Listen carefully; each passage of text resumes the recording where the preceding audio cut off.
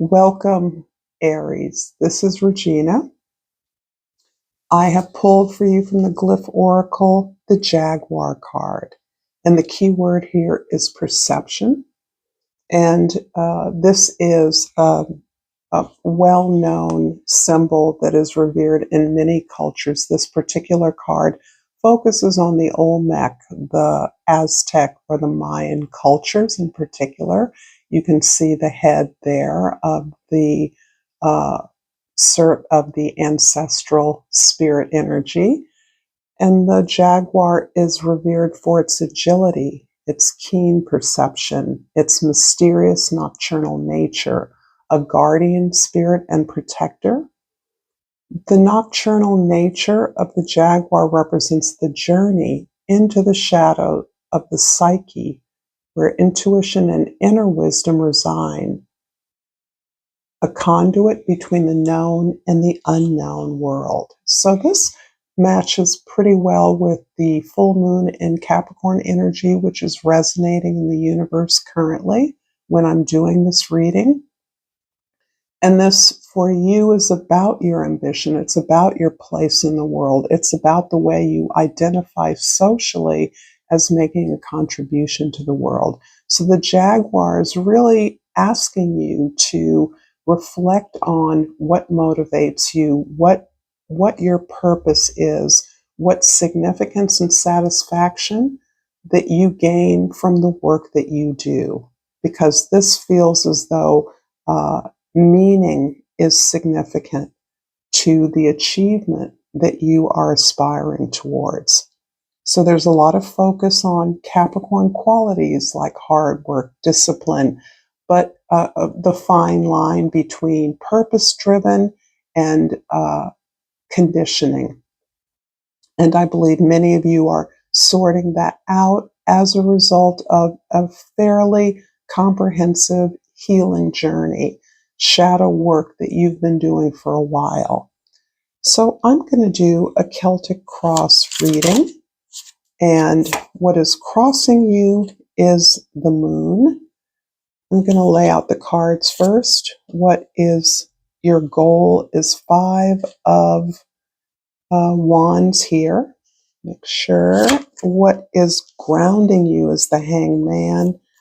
The past that you are releasing, the 4 of Pentacles, and the future potential outcome you're moving towards. So how you're being redirected in this moment.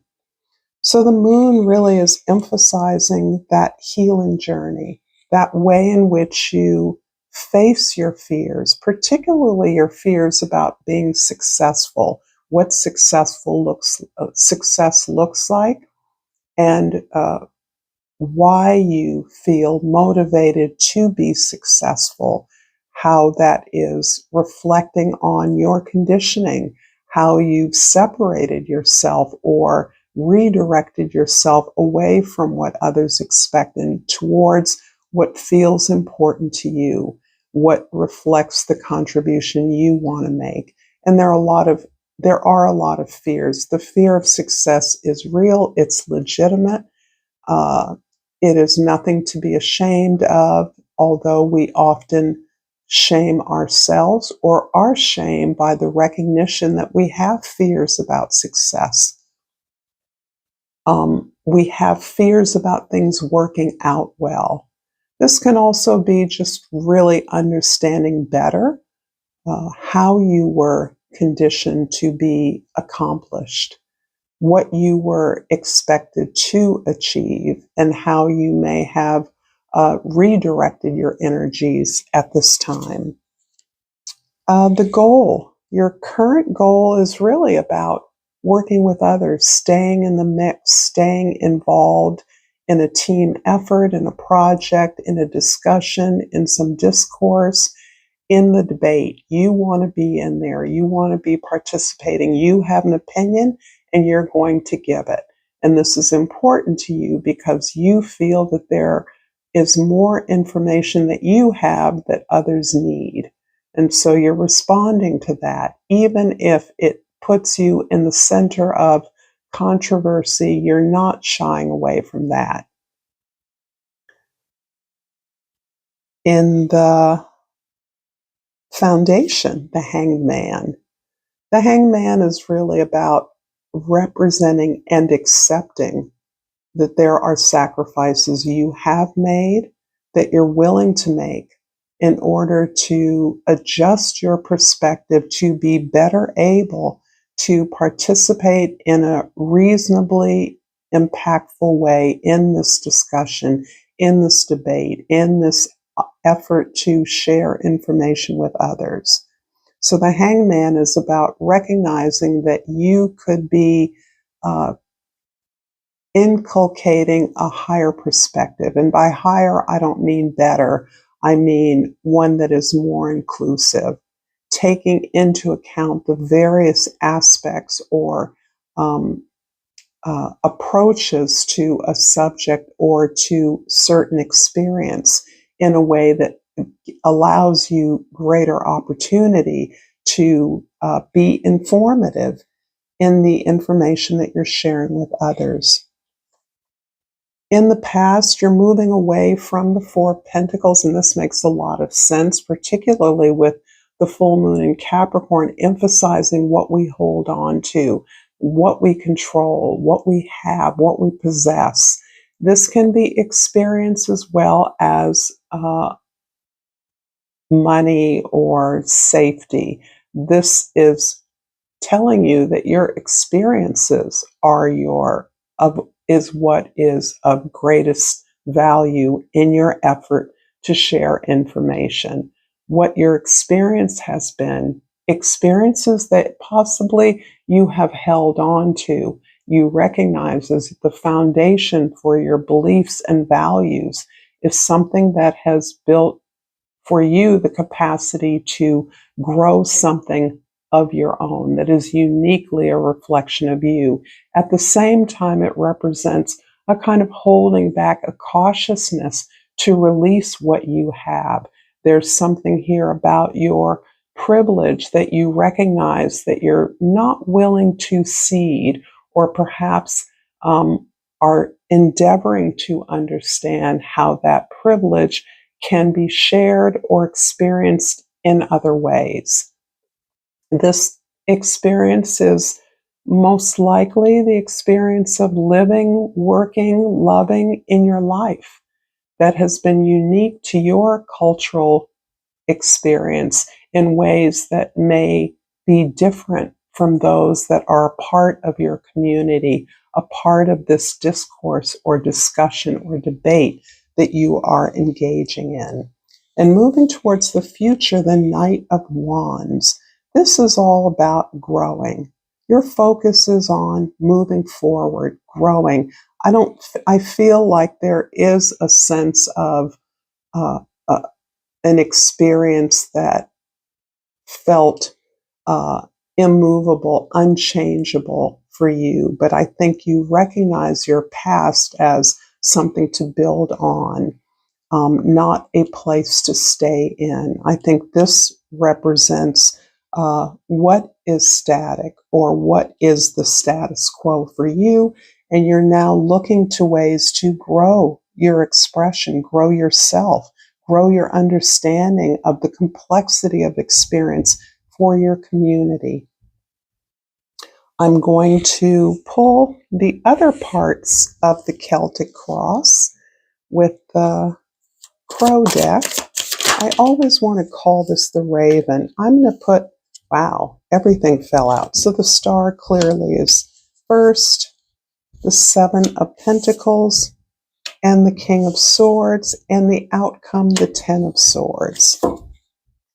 So starting with your strength is absolutely and very clearly your vision of a better world, of a better you. They're connected. This vision feels closer to you now than it has ever felt. And I think that's important because we're in the midst of what can feel like, uh, we are in the end of some age or cultural period. Some would call it the end of empire. Some would call it the end of colony. It depends on your perspective or your political sway. But I think we could all agree that you are seeing vision beyond what is not working. You're seeing hope and possibility beyond the chaos that exists around us. And in the house of your support is the Seven of Pentacles, describing what supports you now is your ability to pause and evaluate your experience to date. This is your greatest source of support and energizing your perspective. This is a perspective that you're attempting to advance, to grow through, to grow beyond. So you're looking at how hard you have worked in many instances and what you've gained from that and how you could work less and gain as much, if not more. And that it feels to be reflecting a big piece of this full moon in Capricorn energy, right? Where are we less stuck, and where are we moving towards as a result of our own internal process of self-evaluation, facing our fears, facing uncomfortable emotions and the experiences that that resulted in those emotions. The King of Swords is in the position of your hopes and wishes. The King of Swords is this, I think this is a thought partner, a thought leader in many ways. And given your goal and aspiration to be a part of the dialogue, the discourse, the conversation, the public conversation, clearly, you see yourself in the best way as being someone who is curious and is comfortable introducing new ideas, not always ideas that you fully understand, but that you are pursuing a greater truth in and among the ideas that you are promoting and purporting.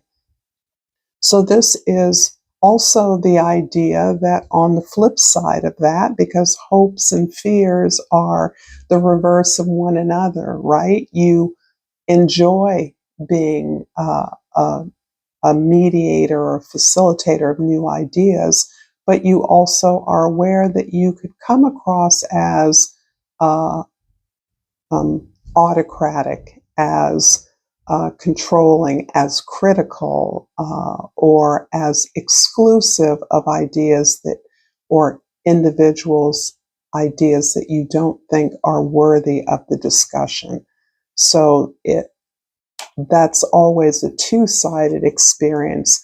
The Ten of Swords as the possible outcome indicates, in fact, that you are a part of the death of an entire set of beliefs and practices that come out of the conditioning that you and most of us in this social milieu have been subjected to. This is the expectations of others who didn't thoroughly know us. And I describe sometimes the role that our parents or loved ones played in directing us along pathways that they thought would be safe or profitable for us, without fully knowing who we are. And at a time when we didn't know who we are, we knew that our job was, or our hope was, to follow in the guidance of our parents, that our parents would give us guidance in ways that would be helpful, would be productive. And in many ways, that may have been the case for you, but indeed, the world keeps changing, and what was something that was useful then perhaps is not so useful or viable now. And undoing all the shoulds and shouldn'ts about what was our place, what was our lane, is part of the work that you're doing on behalf of the entire collective regarding What of those beliefs are still current, are still yielding us insights, understanding, wisdom about what we can create, what vision exists. This is clearly, I feel like, your power card here, the star card. This is kind of your way out. The moon card being your way in. And of course, the hanged man really indicating that it is in excavating your foundation, interrogating that, that helps to construct a vision that is healthy, that is timely, that is relevant to not only you, but to those in your community, those in your collective now. I'm going to clarify really briefly with I'm going to clarify each of the major arcana. And I'm going to start with a star because that's what I picked out, and that's you, your strength, the Ten of Wands. This is indicating, wow, you've done a lot of work, and you really, I feel, are in the vice of understanding your labor better. Recognizing how you have depleted yourself or exhausted yourself in some effort that reflects more of what is expected of you, and how you have come to understand, or looking to understand, how that labor can be redirected in a way that talks about and speaks to the significance of your effort, the work you do, the meaning of it, its service value for others. So this is adjusting how we see work as something that is ongoing in life. That's why we're here. Work is not bad. It is bad when it exhausts us, depletes us, and is directed towards the success of others, not us, the kind of classic paradigm of labor extraction under capitalism. But labor is simply the work we do to create, manifest, build anything that is of value.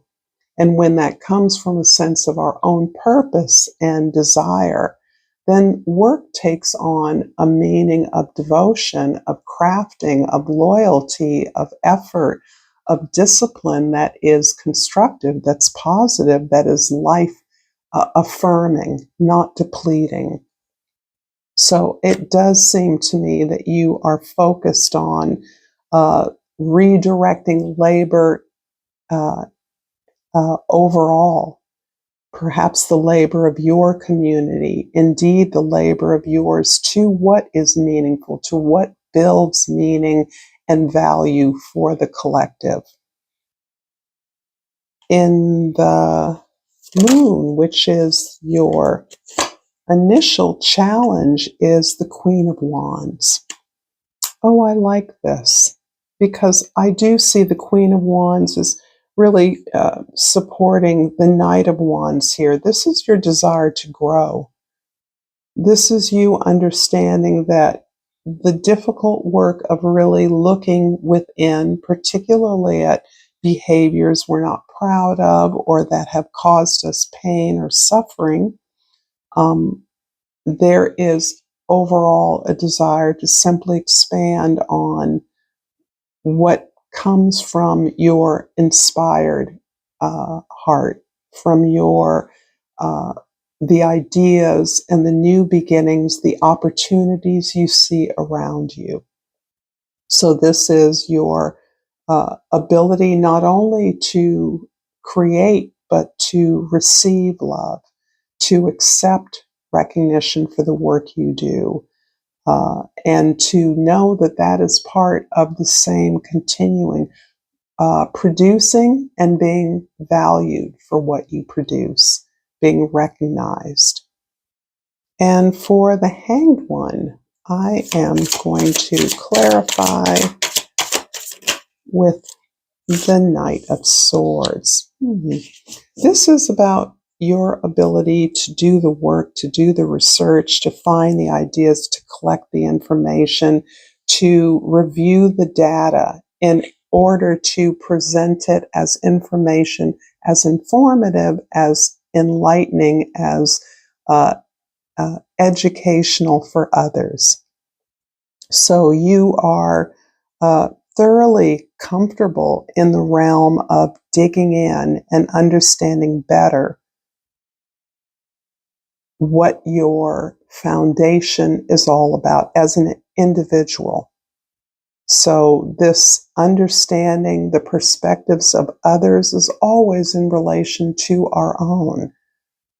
And this understanding of that helps you to sustain the necessary fact-finding, fact-checking that is required when we're putting out information.